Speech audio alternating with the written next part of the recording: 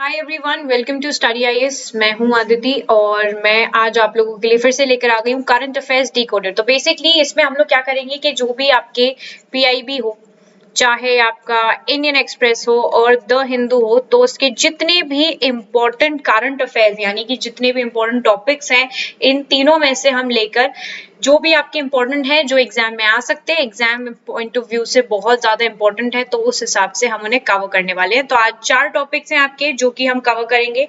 कल भी हम लोगों ने करे थे। तो हाल फिलहाल आज के लिए आपके 4 टॉपिक हैं। एक है आपका कॉर्पस फ्लावर, फिर है आपका पर्सनल गारंटर, कला क्षेत्र फाउंडेशन और चिपको मूवमेंट। तो इनके बारे में आज हम करने वाले हैं डिस्कस के एक्चुअल में ये क्या क्या है इनमें और ये क्यों न्यूज में रहे हैं, ठीक है, और इनकी क्या इंपॉर्टेंस हो सकती है हमारे एग्जाम से। ठीक है, चलिए स्टार्ट करते हैं। अब अगर आपको इसकी पीडीएफ चाहिए तो आपको इसकी जो पीडीएफ है, चाहे आपके नोट्स हो, वो कहाँ मिल सकते हैं? वो मिलेंगे आपको टेलीग्राम, जो हमारा चैनल है, टेलीग्राम चैनल है, उसको आप ज्वाइन कर लीजिए। अगर आप लोग टेलीग्राम पे जाएंगे, ठीक है, टेलीग्राम पे जाएंगे आप और वहां पर स्ट्रेट अवे डाल दोगे स्टडी आईएएस ऑफिशियल, तो आप लोगों को इजीली ये चैनल देखने को मिल जाएगा। उसके बाद आप लोग क्या करेंगे कि आप लोग इसमें ज्वाइन इन कर लीजिएगा। जैसे ही आप इसमें ज्वाइन इन करेंगे, आपको सारे पीडीएफ और नोट्स यहाँ पे अवेलेबल हो जाएंगे। तो मैं वैसे भी आप लोगों के लिए सुबह द हिंदू का जो क्लास है, ठीक है, दो हिंदू की क्लास में आप लोगों के लिए लेकर आती हूँ सुबह 8 बजे। उसकी भी जो पीडीएफ है वो भी यहीं पर शेयर कर दी जाती है। ऑलराइट, तो आप लोग इस पर्टिकुलर पीडीएफ को यहाँ से ले सकते हैं, ठीक है। नाम याद रखिएगा चैनल का। ऑलराइट, चलिए आगे बढ़ते हैं, स्टार्ट करते हैं आज अपने सेशन को। देखिए, अब सबसे पहले आपका आ गया कॉर्पस फ्लावर। अब कॉर्पस फ्लावर देखिए हमारे एनवायरनमेंट के पर्पस से बहुत ही ज्यादा इंपॉर्टेंट रहेगा, ठीक है। अगर हम अपने एग्जाम पॉइंट ऑफ व्यू से देखें तो एनवायरनमेंट में बहुत इंपॉर्टेंट रहने वाला है ये टॉपिक। अब देखिए यहाँ पर हुआ क्या है कि भाई ये जो आपका फ्लावर है आपको देखने को मिल रहा है, ये करीब आपका 15 सेंटीमीटर, मैं कह सकती हूँ इतना बड़ा तो होगा ही होगा, ठीक है, 15 मीटर का तो हो ही गया ये।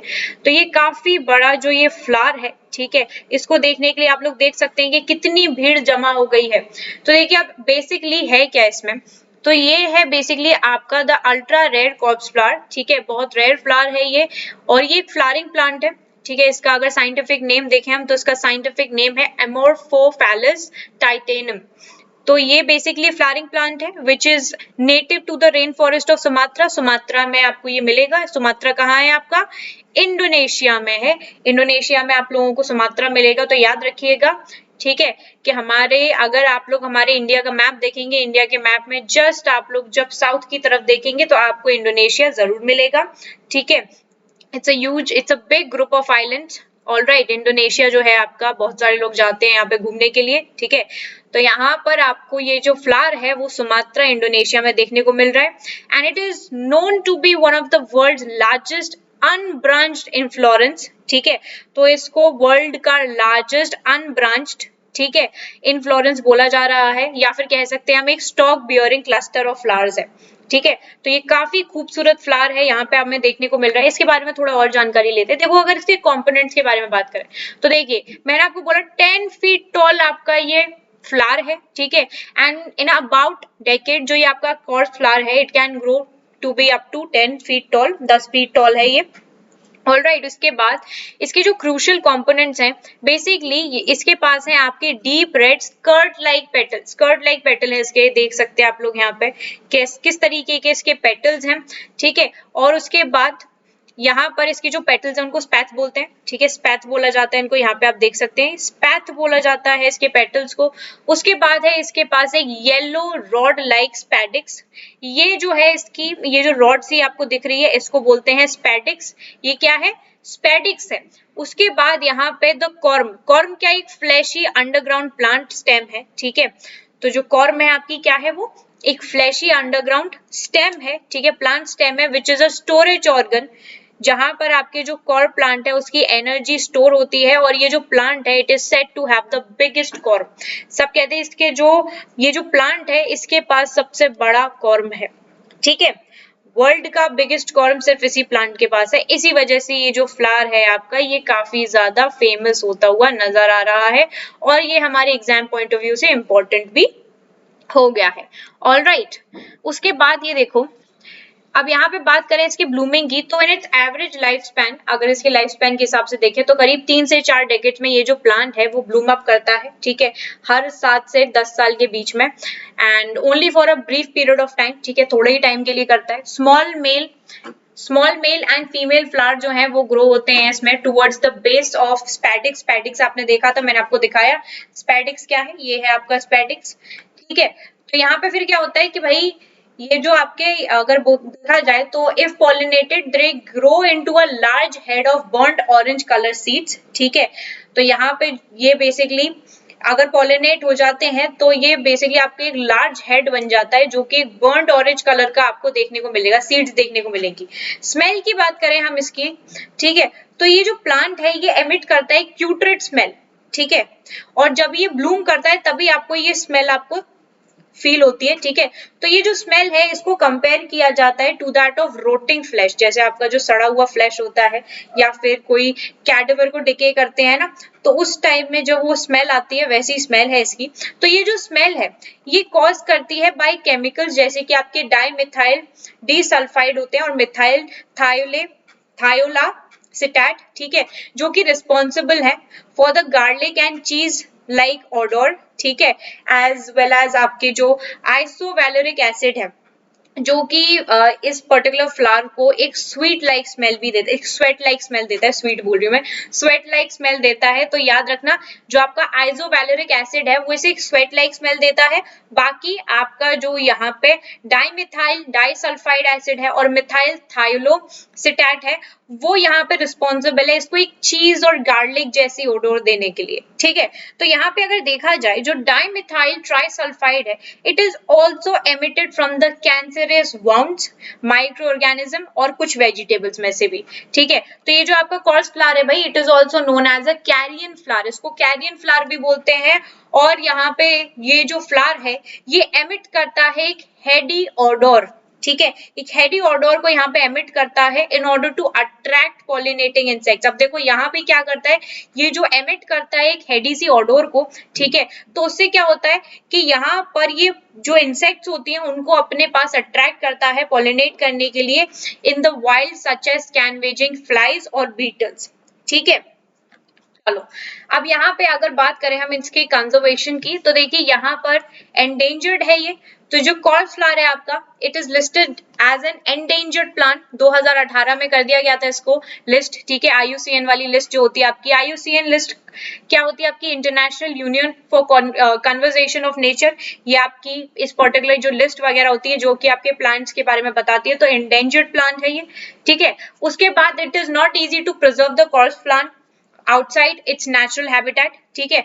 तो अभी ये जो आपका फ्लावर है, ठीक है, तो बिल्कुल भी आसान नहीं होता है इसको प्रिजर्व करना कॉर्स फ्लावर को, ठीक है। अगर इसके नेचुरल हैबिटेट से हम कहीं और लेके जाके इसको करें तो वो पॉसिबिलिटी नहीं होगी, क्योंकि इसको क्या है ना, इसको रिक्वायर होती है, ये रिक्वायर करता है अपने लिए एक स्पेसिफिक लेवल ऑफ हीट, ठीक है, अपने हिसाब से गर्मी चाहिए होती है इसको, अपने हिसाब से ही ह्यूमिडिटी चाहिए होती है, जो मॉइस्चर होता है वो उसी के हिसाब से ये यहाँ पर ग्रो करता है। Okay, so the very few specimens that exist today make it difficult to maintain the genetic variety needed to grow a healthy coarse flower plant. और उसके बाद ये जो result है, this result in a very fewer seeds and led to a decline in population. तो इसकी जो population है वो कहीं हद तक कम होती हुई हमें नजर आ रही है।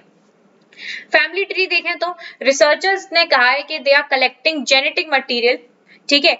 तो इस फ्लावर का जेनेटिक मटेरियल यहाँ पे कलेक्ट किया जा रहा है रिसर्चर्स के द्वारा, ठीक है, that is being cultivated in over 100 gardens, तो करीब 100 से भी ज्यादा गार्डन्स में यहाँ पर इसको कल्टीवेट किया जा रहा है और जो प्राइवेट कलेक्शंस है around the world to create a family tree, ताकि इसकी एक फैमिली ट्री बनाई जा सके, ठीक है। तो काफी सारी सीड्स ले ली हैं जो आपके रिसर्चर्स हैं, फिर उसके बाद इसको यहाँ पे कलेक्ट करते जा रहे हैं, कल्टीवेट कर रहे हैं, ताकि और इसके मतलब और भी ज्यादा यहाँ पे हमें ये फ्लावर्स देखने को मिले। Alright, and they also aim to create a stud book, ठीक है, एक स्टड बुक बनाना चाहते हैं, डेटाबेस कह सकते हैं हम, ठीक है, with all pedigrees of the rare plant and to identify the genetic factors that would impact its future. Okay, so based on the collected plant material, they will be able to identify the ideal match for the breeding as well as under represented genetic traits. तो अब क्या हो गया कि ये जितना भी plant material है जो ये कलेक्ट कर रहे हैं, ठीक है, उसके हिसाब से क्या होगा कि ये लोग मैच कर पाएंगे जो एक आइडियल मैच होगा ब्रीडिंग के लिए, उसको ये मैच कर पाएंगे और उसके बाद उसको अंडर रिप्रेजेंट कर पाएंगे जेनेटिक ट्रेट्स के। ओके तो ये जो सीड्स हैं आपके प्लांट की, इनको बेसिकली बोला जाता है, they are known as recalcitrant seeds, ठीक है, and they are not easy to store either, ठीक है, और ये जो ड्राइंग और फ्रीजिंग हो रहा है, ये मेन मेथड है सीड्स को स्टोर करने का, that will kill them. Okay चलिए यहाँ पे देखो, अब यहाँ पे आपकी अगली खबर है कि अब ये खबर जो है यहाँ पे बात कर रही है पर्सनल गारंटर्स की और आपके आईबीसी के बारे में। आईबीसी क्या होता है? इंसॉल्वेंसी एंड बैंक्रप्सी कोड, ठीक है। तो यहाँ पे क्या हुआ है अभी हाल फिलहाल में, ये आपके द हिंदू में भी आया था, ठीक है, द हिंदू में भी आया था and we have discussed this, and ये आपका काफी इंपॉर्टेंट है, so please mark it important. तो सुप्रीम कोर्ट ऑफ इंडिया ने यहाँ पे अपहेल किया है सेंट्रल गवर्नमेंट को कि जो 2019 में एक नोटिफिकेशन आया था जिससे अलाउ किया जा रहा था कि जो लेंडर्स हैं they need to initiate insolvency proceedings against personal guarantors. अब इसमें क्या होगा कि ये अलाउ करेंगे जो लेंडर्स हैं, ठीक है, ताकि वो रिकवर कर पाए अपनी रिमेनिंग डेब्ट को, ठीक है, from your personal guarantors following the conclusion of corporate insolvency resolution process, ठीक है। अब ये जो आपकी पर्टिकुलर प्रोसेस है, ये बेसिकली क्या है, ये एक रिकवरी मैकेनिज्म है जो कि यहाँ पे अवेलेबल किया जाता है, ठीक है, जो क्रेडिटर्स होते हैं under the insolvency bankruptcy code 2016 का। अब इसको बहुत अच्छी तरीके से पहले देखते हैं, हमें सबसे पहले जानना होगा कि आईबीसी क्या है, यानी कि इंसॉल्वेंसी बैंक्रप्सी कोड क्या है। देखो भाई, अगर एक बार इसका बैकग्राउंड देखें तो यहाँ पे देखो, एक पर्सनल गारंटर जो है, पर्सनल गारंटर बेसिकली क्या है, एक पर्सन होता है या कोई एंटिटी है जो कि प्रॉमिस करती है यहाँ पे payment of another person debt. अगर मान लो कि ये व्यक्ति है ए, ठीक है, और ये है बी का पर्सनल गारंटर, तो ये गारंटी ले रहा है कि यहाँ पे जो आपका बी है वो सारे पैसे चुकाएगा, और अगर ये नहीं चुका पाया तो ए चुकाएगा, ठीक है। तो बेसिकली पर्सनल गारंटर क्या है आपका, एक ऐसा व्यक्ति, एक ऐसी एंटिटी है जो यहाँ पे प्रॉमिस कर रही है कि भैया जो पेमेंट है किसी और व्यक्ति की डेब्ट का वो मैं पे करूंगा in case latter fails to pay it off. अगर बी यहाँ पे पे नहीं कर पाया तो ए करेगा, ठीक है। अब जो सेंट्रल गवर्नमेंट है, सेंट्रल गवर्नमेंट की जो नोटिफिकेशन आई 2019 में, यहाँ पर it brought personal guarantor to companies facing insolvency proceedings. अब यहाँ पे जो कंपनीज हैं जो यहाँ पे इंसॉल्वेंसी, ठीक है, यानी कि जो मतलब बेसिकली कह सकते हैं जो अंडर प्रीव्यू आ जाती हैं, ठीक है, तो उनकी जो तहत जो भी इनके पर्सनल गारंटर है वो यहाँ पर उनको भी बीच में लाया जाएगा, ठीक है। तो यहाँ पे साफ साफ बोला गया था that it brought personal guarantors to companies facing insolvency proceedings under the purview of insolvency bankruptcy code, ठीक है। अब सेक्शन 1 के हिसाब से देखा जाए, सेक्शन 1(3) ऑफ आईबीसी कोड यहाँ पे अलाउ करता है सेंट्रल गवर्नमेंट को, ताकि वो यहाँ पे नोटिफाई करे different provisions of the code at different dates, ठीक है, and this allow its implementation bit by bit. उसके बाद ये जो रूल्स हैं आपके, ये जो रूल्स हैं, रेगुलेशंस हैं, they also lay down the process, ठीक है, जिसमें ये इनिशिएट करते हैं जो इंसॉल्वेंसी रेजोल्यूशन है, जो बैंक्रप्सी प्रोसीडिंग्स है आपकी अगेंस्ट द पर्सनल गारंटर, ठीक है, क्योंकि यहाँ पे जो कॉर्पोरेट को आपको यहाँ पे जो भी प्रॉब्लम देखने को मिली है कि वो भैया डेब्ट में चला गया है, पैसे नहीं पे कर पा रहा है, तो यहाँ पर जो प्रोसीडिंग्स है पर्सनल गारंटर की उस पे भी लगाई जाएंगी कि भैया तूने गारंटी ली थी, अब तू बता, तू दे। तो इस वजह से यहाँ पे क्या है कि यहाँ पे इसको क्लेम्स भी लगाए जाएंगे फ्रॉम द क्रेडिटर्स, है ना, and withdrawal of such applications. उसके बाद साइमल्टेनियसली जो प्रोसीडिंग्स हैं आपकी, जो नए रूल्स हैं, जो रेगुलेशंस हैं, ये यहाँ पे अलाउ करेंगे क्रेडिटर्स को to simultaneously proceed against the principal borrower और जो कंपनी होगी and the personal guarantor before the National Company Law Tribunal, ठीक है। तो यहाँ पे क्या है, अंटिल नाउ जो आईबीसी कोड है आपका, it only covered insolvency resolution and liquidation of corporate debtors. तो यहाँ पे क्या हुआ है कि काउंटर आर्ग्यूमेंट हुई है, जो सेंट्रल गवर्नमेंट है they did not have the power, इनके पास पावर भी नहीं है to bring IBC provision selectively to personal guarantors of corporate debtors. तो यहाँ पे देखिए फिर इंसॉल्वेंसी बैंक्रप्सी क्या है ये देख लो एक बार। इंसॉल्वेंसी देखो क्या होती है, ये एक सिचुएशन है जहाँ पे जो इंडिविजुअल है, कंपनी है, वो यहाँ पे जो अपने जैसे लोन लिया है वो रीपे नहीं कर पा रही है, ठीक है, क्यों? क्योंकि वो बहुत घाटे में चली गई है, तो वो यहाँ पर क्या है, रीपे नहीं कर पा रही है। दूसरी क्या है आपकी, बैंकरप्सी। अब ये बैंकरप्सी वो सिचुएशन है वेयर बाय जहाँ पे कोर्ट है, court of competent jurisdiction has declared a person और एंटिटी इंसॉल्वेंट, कि ये डेप्थ में चली गई है, ये पैसे नहीं पे कर पा रहे हैं, they having passed appropriate orders to resolve it and protect the rights of the creditors. It is a legal declaration of one's inability to pay off debts. अब ये यहाँ पर अपने एक घाटे में चली गई है और उसके बाद ये यहाँ पर जो भी लोन वगैरह लिया है, या मान लीजिए कि आपने अगर मुझसे पैसे लिए हैं, ठीक है, और आप असमर्थ हैं उस पैसे को चुकाने में, तो हम बोलेंगे कि आप बैंकक्रप्ट हो गए, ठीक है, you are not able to pay that much amount, alright. तो उसके बाद देखिए यहाँ पे, तो यही आपका ये पर्टिकुलर किस्सा था कि यहाँ पर जो आपके पर्सनल गारंटर है उसको भी इस बीच में लेके आया जाएगा, जो कि इस व्यक्ति की गारंटी लेता है या कंपनी की गारंटी लेता है कि ये कंपनी अगर पे नहीं करेगी then I will pay it off. Okay, चलो अब अगली खबर देखिए, यहाँ पे बात हो रही है आपके कला क्षेत्र फाउंडेशन की। अब ये जो कला क्षेत्र फाउंडेशन है, बेसिकली क्या है कि जो हमारी सेंट्रल गवर्नमेंट है उसने यहाँ पे अपॉइंटमेंट किए हैं 12 एमिनेंट आर्टिस्ट के, म्यूजिशियंस के to the board of prestigious institution. तो ये जो आपकी कला क्षेत्र फाउंडेशन है, इट इज एन इंस्टीट्यूशन, ठीक है। अब इस इंस्टीट्यूशन के बारे में हम थोड़ी सी और जानकारी लेते हैं।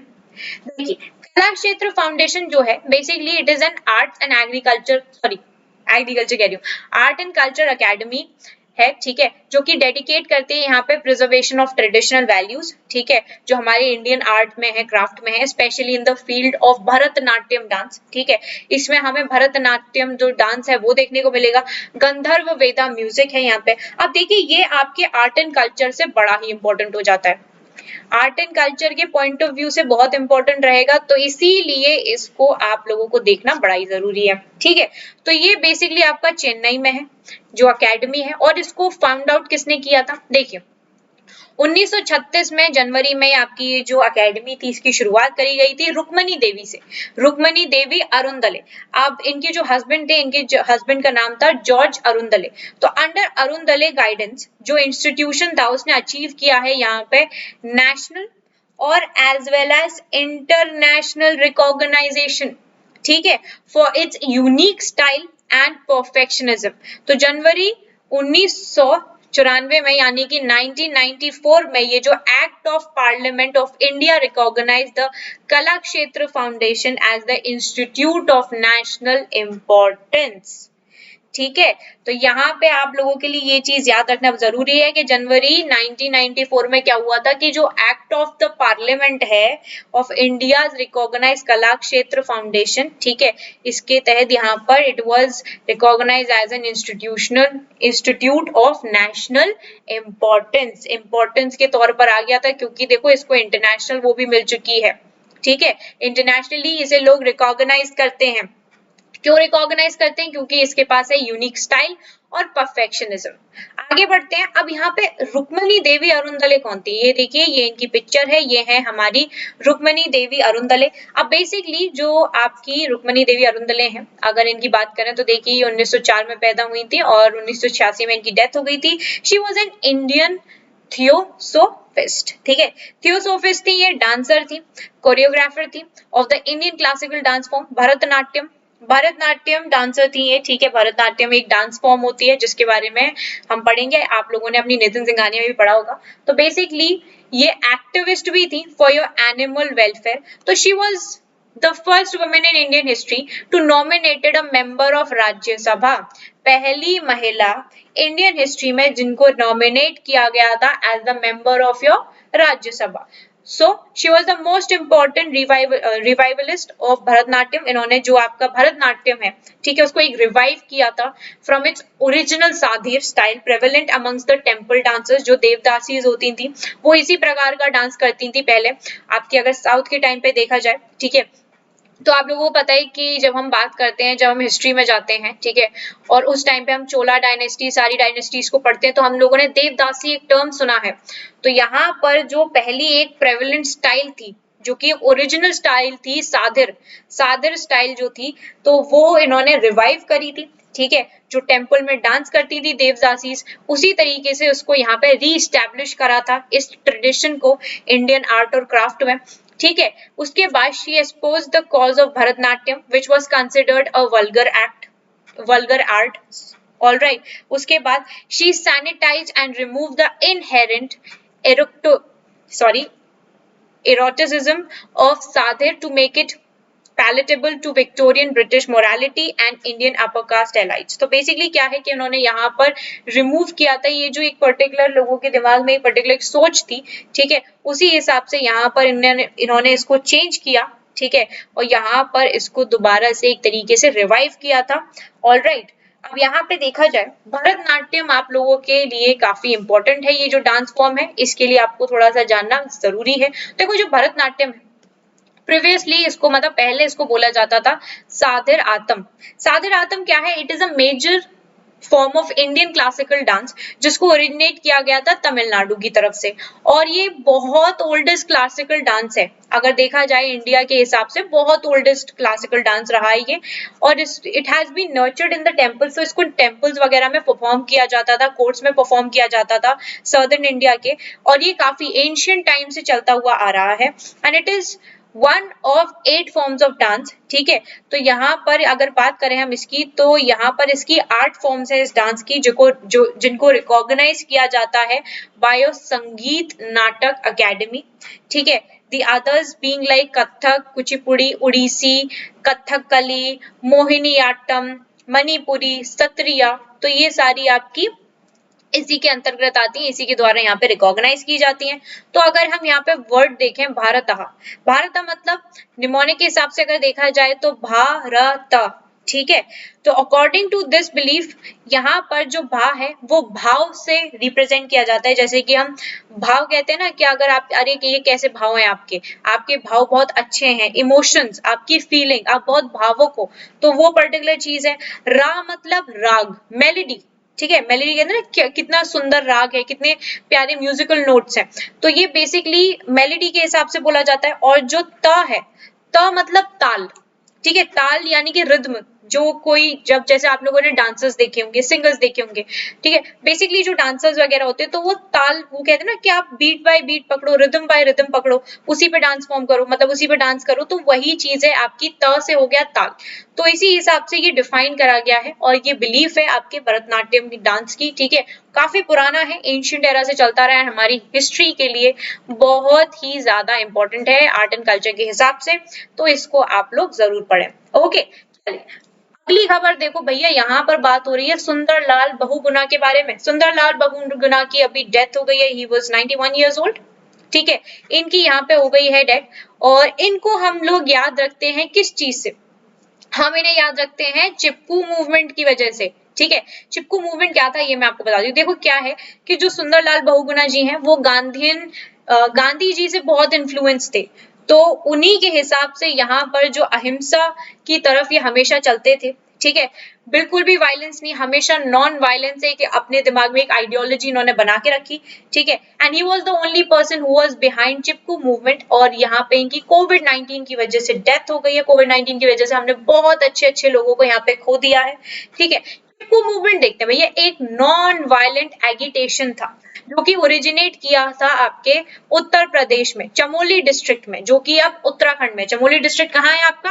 अब उत्तराखंड में, पर उस टाइम पे कहाँ था? उत्तर प्रदेश में था, ठीक है। 1973 की बात है कि जो मूवमेंट था इसको बोला गया Chipko. Chipko comes from the word embrace, ठीक है, क्योंकि यहाँ पे विलेजर्स ने क्या किया था, जो गांव के लोग थे वहां पे, उन्होंने जैसे ये पेड़ है, इस पेड़ को हक करके खड़े हो गए थे, यानी कि इसे पकड़ के गले लग के खड़े हो गए थे ताकि कोई उसे काटे ना, ठीक है। और ये बेसिकली इसको याद क्यों किया जाता है? क्योंकि यहाँ पे बहुत सारी वुमेन्स थी, और वुमेन्स ने ही यहाँ पे क्या किया था? प्रिजर्व किया था फॉरेस्ट को, बचाया था फॉरेस्ट को, ठीक है। और यहीं से आपका जो एक स्टेटस है वो एकदम चेंज हो गया सोसाइटी में। ये जो अगर हम चिपकू मूवमेंट को याद भी रखते हैं तो सबसे पहले हमें महिलाओं की याद आती है कि देखो महिलाओं ने कलेक्टिवली एक साथ मिलके क्या किया था कि पेड़ों को एक तरीके से उन्होंने हक कर लिया, तो उसे चिपक गए थे कि भाई तुम अब इसको काट के दिखाओ, ठीक है, हम नहीं कटने देंगे। एनवायरमेंट के प्रोस्पेक्टिव से, कंजर्वेशन के प्रोस्पेक्टिव से बहुत ज्यादा इंपॉर्टेंट रहा। It is the biggest victory that was making people aware of their rights. ठीक है, राइट्स टू फॉरेस्ट, ये हमारे फॉरेस्ट है, इसमें ये सारी चीजें नहीं होनी चाहिए। और कैसे यहाँ पे जो एक एक्टिविज्म ग्रू होता है, इन्फ्लुएंस पॉलिसी मेकिंग के लिए regarding your ecology, shared natural resources वगैरह, ये सारी चीजों के लिए बहुत इंपॉर्टेंट रहा। एंड इसकी वजह से देखो यहाँ पे क्या हुआ, it led to a ban on commercial felling of trees. ठीक है, 30 डिग्री स्लोप्स एंड अबव 100, मतलब अराउंड 1000 मीन सी लेवल। ठीक है, इन 1981, तो करीब 1981 में। इसकी वजह से क्या हुआ कि यहाँ पर जो ट्रीज को गिरा दिया जाता था, यानी कि काट दिया जाता था, वो यहाँ पर काफी हद तक कम हुआ इसी वजह से। नहीं तो अब तक देखो क्या क्या चीज हो जाती है। और आज अगर आप देखोगे तो किसी ने कभी सोचा था कि ऑक्सीजन के लिए भी हमें मरना पड़ेगा, इतनी बुरी हालत हो गई है, ऑक्सीजन हमारे लिए इतनी इंपॉर्टेंट हो गई है, इसीलिए पेड़ों को उगाना बहुत जरूरी है। हर कोई व्यक्ति हो, प्लीज यहाँ पे पेड़, जितने पेड़ लगाओगे उतनी कम हमें परेशानी होगी, उतना कम हमारी एनवायरनमेंट को हार्म होगा। ठीक है, नहीं तो हमारे डे बाय डे क्लाइमेट जो है वो चेंज होती हुई नजर आ रही है। आप देखिए सुंदरलाल बहुगुणा के बारे में बात करें तो बेसिकली इनके द्वारा इनिशिएट किया गया था चिपकू मूवमेंट। ठीक है, यहाँ पे जो आपके हिमालयन स्लोप्स है वहां पर गार्ड करने के लिए ट्रीज को। सो known for coining the Chipko slogan. ठीक है, इन्होंने यहाँ पे कॉइन आउट किया था चिपको जो स्लोगन था। बेसिकली स्लोगन क्या था, इकोलॉजी इज परमानेंट इकोनॉमी। आज देखिए कितनी परेशानी हो रही है हमें, आज यहाँ पर पेड़ नहीं, ऑक्सीजन की कमी, कितनी परेशानी हो रही है। और कोविड जिस तरीके से फैल रहा है, लोगों की भी जान जा रही है और देश की इकोनॉमी भी गिरती हुई नजर आ रही है। तो कहीं हद तक ये जो स्टेटमेंट है, ये जो स्लोगन है, ये कहीं हद तक बहुत ही सच साबित हो रहा है। तो आफ्टर चिपकू मूवमेंट 1970 में जब हो गया था, इन्होंने मैसेज दिया था अक्रॉस द ग्लोब कि जो आपका इकोलॉजी है, इकोसिस्टम है, बहुत इंपॉर्टेंट है ये। ठीक है, और इनके ओपिनियन से जो इकोलॉजी है, इकोनॉमी है, शुड गो टुगेदर। ठीक है, दोनों ही चीज यहाँ पर एक साथ ही ग्रो करनी चाहिए। उसके बाद इन्होंने कैंपेन किया था अगेंस्ट तहरी डैम। तहरी डैम आपका रिवर भागीरथी जो है, भागीरथी नदी है, वहां पर है, ये मेगा प्रोजेक्ट है। तो इसकी वजह से क्या हुआ था कि बहुत सारे डिवास्टेटिंग कॉन्सिक्वेंसेज आए थे। तो यहाँ पर इन्होंने ये undertook one of the India's longest fast. ठीक है, इन्होंने करीब 56 दिन का, यानी कि 56 डेज का यहाँ पे एक फास्ट रखा था। ठीक है, सिर्फ और सिर्फ इस चीज के लिए कि यहाँ पर ये पर्टिकुलर डैम नहीं बनाना चाहिए, अगर ये डैम बनता है तो उसकी वजह से काफी हमें एनवायरमेंट की तरफ परेशानी देखने को मिलेगी। उसके बाद ही टुक 4800 किलोमीटर का कश्मीर टू कोहिमा पदयात्रा। इन्होंने पदयात्रा करी थी, कहां से, कश्मीर से लेकर कोहिमा। कोहिमा है आपके नागालैंड की कैपिटल। तो सोचो, यहाँ है कश्मीर और यहाँ है कोहिमा, तो ये यहाँ से यहाँ 4800 किलोमीटर चलते हुए आए। ठीक है, तो करीब यहाँ पे ये पूरा इन्होंने बेसिकली क्या था कि 1980 में इन्होंने एक तरीके से जो अटेंशन होता है, वो अटेंशन इन्होंने यहाँ पे हिमालयन रीजन में एक्सर्ट किया लोगों का। Then he supported women led movements against the liquor mafia in the hills. ठीक है, जो लिक्वर माफिया वगैरह थे, तो उनको, उन जो वुमेन्स के द्वारा यहाँ पे मूवमेंट स्टार्ट किया गया, उसको सपोर्ट किया इन्होंने। एंड फॉर द बीच बचाओ आंदोलन, जो बीच बचाओ आंदोलन था, वो भी बेसिकली इन्होंने यहाँ पर उसके लिए इन्होंने स्टार्ट करवाया। ठीक है, ये जो मूवमेंट था आपका, ये मूवमेंट था यहाँ पे जो हिमालयन एग्रीकल्चर बायोडाइवर्सिटी है उसको बचाने के लिए, because it was being wiped out by unsustainable chemical intensive green revolution. Alright, उसके बाद इनको यहाँ पे पद्म विभूषण भी मिला है 2009 में। ठीक है, तो ये बेसिकली अगर हम मेजर मूवमेंट देखें, मेजर एनवायरमेंटल मूवमेंट जो अब तक इंडिया में हुए हैं, उनके बाद में देख लेते हैं। ये हैं आपके सुंदरलाल बहुगुणा जी, जिस तरीके से ट्री को हक करते हुए खड़े हुए हैं यहाँ पे, तो इसी हिसाब से पता चलता है कि कितना ज्यादा जो एनवायरमेंट है उसके कितने क्लोज होंगे। देखो यहाँ पे सबसे पहले हुआ बिश्नोई मूवमेंट 1700 में, ये हुआ था आपका खेजारली में, जो आपका मारवाड़ रीजन है राजस्थान में। अमृता देवी ने ये यहाँ पर स्टार्ट किया था। ठीक है, उसके बाद है आपका चिपको मूवमेंट 1973, मैंने आपको बताया उत्तराखंड में, आपके सुंदरलाल बहुगुणा और आपका चंदी प्रसाद भट्ट थे। ठीक है, हक कर लिया था ट्रीज को, मैंने आपको बताया जो, क्योंकि यहाँ पे कॉन्ट्रैक्टर्स आ गए थे एक्स लेके और पेड़ काटने वाले थे, तो इसी वजह से उन्होंने यहाँ पर क्या करा कि यहाँ पर उन्होंने बेसिकली इसको बचाया था, हक कर लिया था पेड़ों को। ठीक ठीक है, ताकि पेड़ों को कोई नुकसान ना हो। फिर यहाँ पे है आपका साइलेंट रिवर वैली प्रोजेक्ट, ठीक है, 1978 में हुआ था ये। कंतीपूजा रिवर जो है आपका वो है केरला में। तो केरला जो शास्त्र संहिता थे, ठीक है, शास्त्र संहिता परिषद, ठीक है, और यहाँ पे सुगात कुमारी, इन्होंने यहाँ पर इस पर्टिकुलर जो मूवमेंट है उसको लीड किया था और यहाँ पे प्रोटेक्ट किया था आपकी साइलेंट वैली को, जो कि यहाँ पे बहुत ही एवरग्रीन फॉरेस्ट है, from being destroyed by a hydro electric project. देखो कोई भी हाइड्रो इलेक्ट्रिक प्रोजेक्ट या कोई भी ऐसी चीज अगर बनती है किसी भी जंगल में कहीं पर भी, तो क्या होता है उसकी वजह से कि यहाँ पर बहुत सारे डिस्ट्रक्शन हमें देखने को मिलते हैं, ठीक है, क्लाइमेट पे इम्पैक्ट पड़ता है। उसके बाद नवंबर 1983 में ये जो साइलेंट वैली थी, हाइड्रो इलेक्ट्रिक जो प्रोजेक्ट था, ठीक है, इसको कॉल्ड ऑफ किया गया, ठीक है, हटा दिया गया। और उस टाइम पे जो प्रधानमंत्री थे वो थे हमारे राजीव गांधी जी, ठीक है, जिन्होंने फॉर्मली इनॉग्रेट किया था साइलेंट वैली नेशनल पार्क को। उसके बाद था आपका जंगल बचाओ आंदोलन, 1982 में हुआ था सिकबम डिस्ट्रिक्ट ऑफ बिहार में, ट्राइबल्स ऑफ सिकबम, ठीक है, उन्होंने यहाँ पर इसको लेड किया था। उसके बाद ये था आपकी गवर्नमेंट का जो एक डिसीजन आया था कि रिप्लेस करना चाहते हैं वो नेचुरल साल फॉरेस्ट को विथ टीक, ठीक है, तो यहाँ पर इसके अगेंस्ट यहाँ पर ये पर्टिकुलर मूवमेंट चलाया गया। फिर था आपका अपीको मूवमेंट आपका 1983 में आया, कर्नाटका में हुआ। लक्ष्मी नरसिम्हा, युवक मंडली, पैंडरिंग हेज, इन सब ने यहाँ पर ये लीडर्स रहे थे इसके। एंड दे वर लाइक कि यहाँ पर जो ट्रीज वगैरह होती है उनको काट दिया जाता है, पेड़ों को काटने के लिए यहाँ पर इन्होंने इसके अगेंस्ट लड़ाई करी। और they were also against the commercial forestry of teak and eucalyptus trees, ठीक है। फिर बात आती है टहरी डैम की, मैंने आपको बताया टहरी डैम 1980 से 90 तक चला ये आपका पूरा वो। तो भागीरथी नदी पे यहाँ पर ये डैम बन रहा था, ठीक है, तो इसमें आपके तहरीबाद विरोधी थे, ठीक है, संघर्षण कमेटी था, सुंदरलाल बहुगुणा जी थे और वीरादत्त सरकानी थे।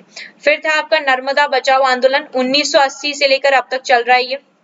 इसमें आपके जो जगह है गुजरात, मध्य प्रदेश, महाराष्ट्र, करीब 33 डैम है और दो जो मेन डैम है वो है आपका एक सरदार सरोवर डैम जो हम लोग पढ़ते हैं और इंदिरा सागर प्रोजेक्ट जो है, ठीक है। तो यहाँ पे देखिए ये अगर इसमें देखा जाए कि कौन कौन था इसके साथ, तो देखिए मेधा पटकर थी, अरुंधति रॉय हैं, ठीक है, और आपके सुंदरलाल बहुगुणा, बाबा आमटे, अरुंधति रॉय। तो ये बेसिकली ये सब हैं इस पर्टिकुलर आपके आंदोलन में, ठीक है।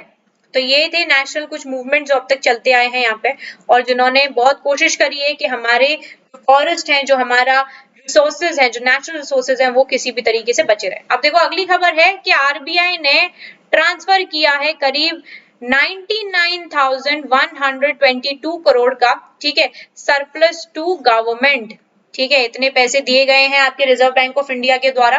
तो यहाँ पे रिजर्व बैंक ऑफ इंडिया ने ट्रांसफर किया है इतना पैसा टू द गवर्नमेंट, ठीक है, for the 9th month accounting period ended 31st of March, ठीक है। तो यहाँ पे जो बैंक है इसने डिसाइड किया है कि ये मेंटेन करेगी कंटिजेंसी रिस्क बफर एट 5.5%। तो बेसिकली ये यहाँ पर आप लोग समझ सकते हैं कोविड की वजह से ये पर्टिकुलर चीज करी गई है, ठीक है। अब देखो सिग्निफिकेंस क्या है मूव का, ये जो ट्रांसफर है ये हेल्प करेगा गवर्नमेंट के फाइनेंस को, क्योंकि यहाँ पे जो कंट्री है हमारी वो लड़ रही है अभी कोविड से, ठीक है। जिस तरीके से यहाँ पे जो सेकेंड वेव आई है कोरोना वायरस की, जिससे रोजमर्रा में डेली इन्फेक्शन बढ़ रहे हैं, लोग संक्रमित हो रहे हैं, ज्यादा से ज्यादा संक्रमण हमें देखने को मिल रहा है, डेथ जो टोल है आपका वो एकदम राइज हो रहा है यहाँ पे। तो ये जो रिस्ट्रिक्शंस हैं ये क्लैम्प कर रहे हैं ब्रेक करने का चेन को, ठीक है, क्योंकि यहाँ पे लॉकडाउन वगैरह लग रहे हैं। तो क्या है कि यहाँ पे सोचा जा रहा है कि भैया संक्रमण कम हो जाए, जो एक चेन है वो चेन यहाँ पे टूट जाए, जिससे क्या होगा कि कम से कम, क्योंकि हमारी यहाँ पे जो इकोनॉमी है वो यहाँ पे रिकवर नहीं हो पाएगी जब तक हम ये चीज जल्दी नहीं करेंगे। तो इसकी वजह से क्या है कि यहाँ पे क्वेश्चन मार्क आ गया है कि कंट्री की इकोनॉमी रिकवर होगी या नहीं होगी। तो प्रोविजन देखें अगर हम इस रिगार्ड में, तो देखिए जो आरबीआई है आपका, आरबीआई फाउंडेड इन 1934, ठीक है, ऑपरेट करता है according to the reserve bank of India act of 1934। ये जो एक्ट था ये मैंडेट कर रहा था profits made by your central bank from its operations to send to the centre. तो यहाँ पे क्या है, as the manager of its finances every year जो आपका आरबीआई है they also pays a dividend to the government. तो ये यहाँ पर एक डिविडेंड अमाउंट होता है जो कि गवर्नमेंट को पे करते हैं in order to help with the finances from its surplus और प्रॉफिट। ठीक है, उसके बाद क्या होता है कि जो टेक्निकल कमिटी है हमारे आरबीआई बोर्ड की, उसको हेड किया जाता है किसके द्वारा? YH मालेगम द्वारा। ठीक है, and which reviewed the adequacy of reserves and surplus distribution policies, जिन्होंने रिकमेंड किया था, he recommended a higher transfer to the government. All right, तो ये पर्टिकुलर आपकी बात थी इसके बारे में, आरबीआई ट्रांसफर के बारे में। ठीक है, तो इतना जो पैसा है वो आरबीआई ने यहाँ पे गवर्नमेंट को दिया है। ठीक है, चलिए, आई होप आप लोगों को ये वीडियो अच्छी लगी होगी। वीडियो अच्छी लगी है तो आपको एक ही चीज करनी है, आपको करना है इससे लाइक। ठीक है, लाइक करो, शेयर करो, चैनल को सब्सक्राइब करना नहीं भूलना। And if you want the PDF आपको मिल जाएगी स्टडी आईएएस ऑफिशियल पे, टेलीग्राम चैनल है। ठीक है, टेलीग्राम डाउनलोड करो, इस चैनल को ढूंढो, आपको आसानी से मिल जाएगा और वहीं पे मिलेगी आपको PDF. And this is very important for your CA, current affairs के लिए काफी इंपॉर्टेंट है, यूपीएससी के एग्जाम के प्रोस्पेक्टिव से काफी इंपॉर्टेंट है, तो इस वजह से यहाँ पर आप लोग जरूर इसे देखें। ओके, चलो फिर कल मिलते हैं, कल और डिस्कस करेंगे, देखते हैं कल कौन से नए टॉपिक्स आएंगे। ऑल राइट, चलिए, तब तक के लिए bye bye all of you, take care and have a wonderful day ahead. Bye all of you.